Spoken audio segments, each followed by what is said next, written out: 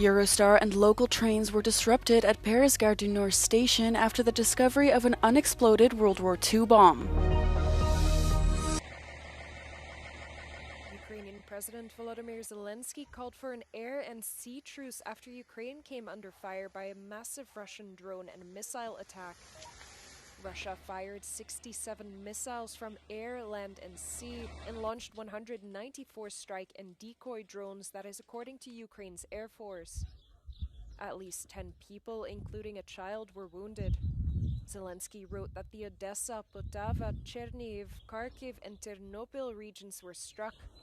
Russia mainly targeted Ukraine's energy infrastructure, including the Black Sea port of Odessa, which was struck in the early hours of Friday.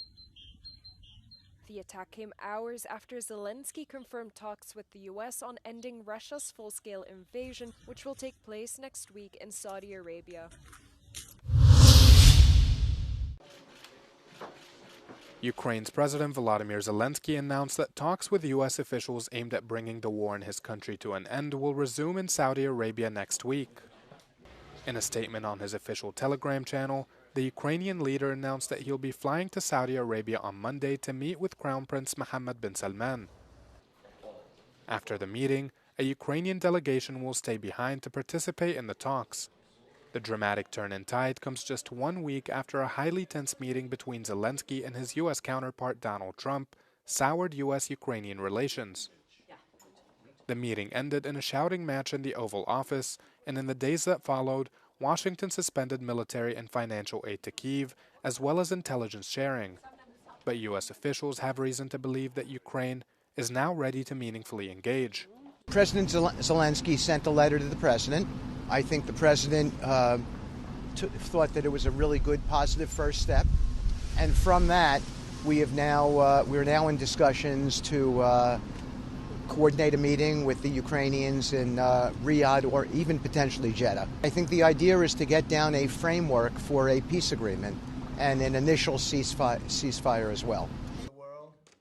Witkoff added that Zelensky apologized for the events that transpired, hinting that this may be the reason behind Washington's shift in approach.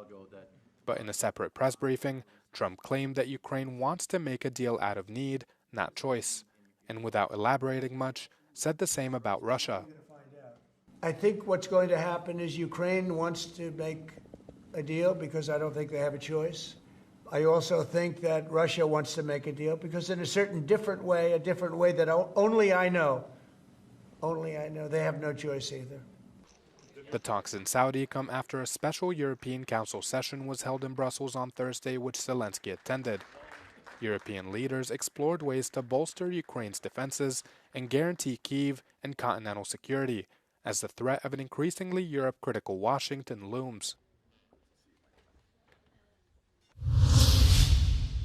EU leaders have agreed on a momentous plan to vastly increase European defence and security investment and spending of up to €800 billion. Heads of state and governments, joined by Ukrainian President Zelensky, travelled to Brussels as part of an emergency meeting, triggered in response to waning transatlantic relations and an announcement by the US that it was suspending military supplies to Kyiv. Meanwhile, it's not clear whether the US will provide a backstop to European peacekeeping troops in the event of a peace deal in Ukraine. But President of the European Council, Antonio Costa, says guarantees were necessary to preserve global order. First of all, the best security guarantee are the Ukrainians themselves. Since 24th of February 2022, the Ukrainian army is resisting. A lot of people believed at that time that they cannot resist more than 3 days, then more than 3 weeks. Now they are resisting more than 3 years. Because this war is not only about Ukraine, it's about the respect of international law, it's the respect of international rules-based order. Meanwhile, Hungarian Prime Minister Viktor Orban blocked conclusions at the summit, reaffirming the EU's unrelenting military support of Ukraine, saying the EU was isolating itself from Russia, the US and China. But President of the European Council, Antonio Costa, said Hungary was isolated from the rest of the Union. Hungary is a different strategic approach on Ukraine. But that means that Hungary is isolated among the 27. And we respect Hungary's position, but it's one out of 27. And 26 are more than one. President Zelensky thanked EU leaders for their unwavering support at a time described by President Macron of France as a new era of uncertainty. Sources also told Euronews that President Zelensky floated the idea of a 1 million man strong Ukrainian army supplied and supported by the West as any potential peace plan for his country. Shona Murray, Euronews, Brussels. Traffic at the Gare du Nord train station in Paris came to a halt on Friday after an unexploded bomb dating back from World War II was discovered in the middle of the train tracks. Gare du Nord is the busiest railway station in all of Europe, with around 220 million passengers transiting through each year. Trains such as the Thalys as well as the Eurostar going to major cities in France, but as well as major European capitals were all cancelled. J'avais une obligation de me retrouver là-bas et donc du coup ouais, c'est un peu embêtant. Et donc quel est ton état d'esprit en ce moment? Écoute, pour l'instant c'est de trouver des solutions et après en fin de journée je verrai si je suis content ou moins content. Finalement, on a la chance de pouvoir avoir quelqu'un qui va venir nous chercher pour donc finir le trajet en voiture.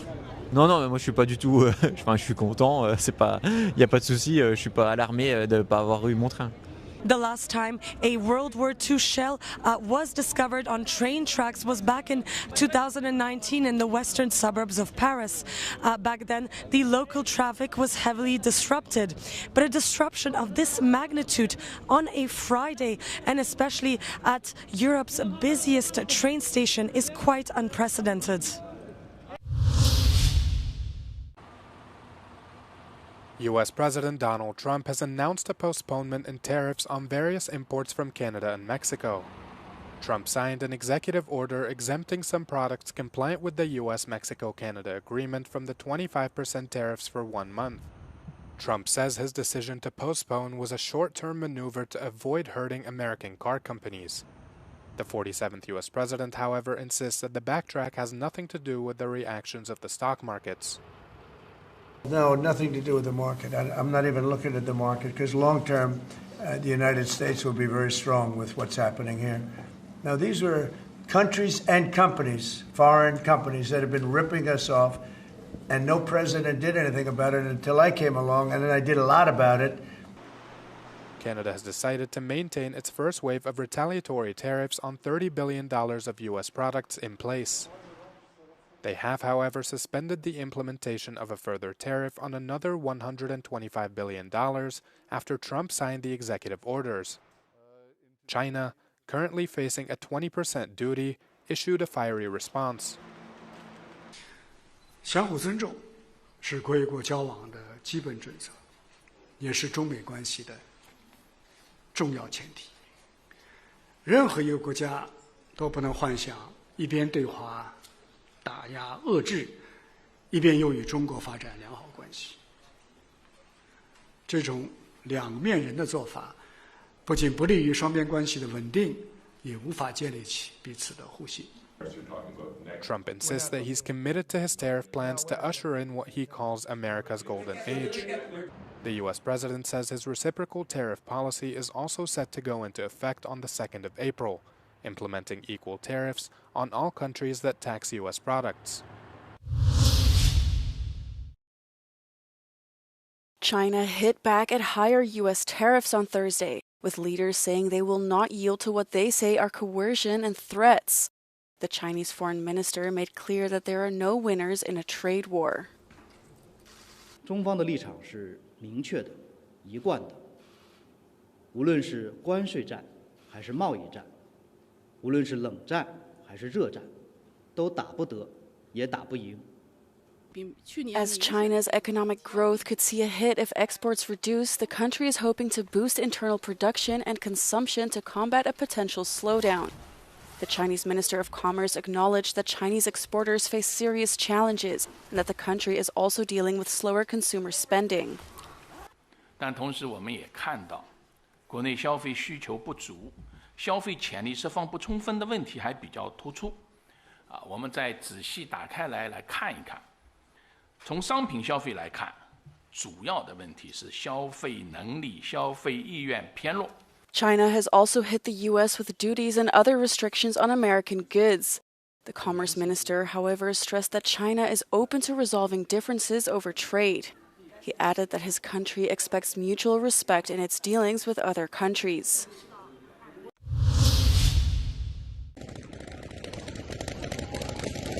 This is the moment Syria's security forces were ambushed by fighters linked to toppled leader Bashar al-Assad. So far, more than 70 people have been killed and dozens injured. Syria's new government sent major reinforcements overnight to the cities of Latakia and Tartus in the country's northwest in a bid to get the situation under control, state media reported.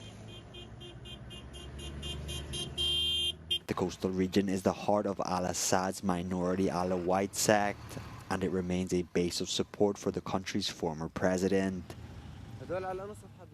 The violence on Thursday was the worst since al-Assad was removed from power in early December by insurgent groups led by the Islamist HTS.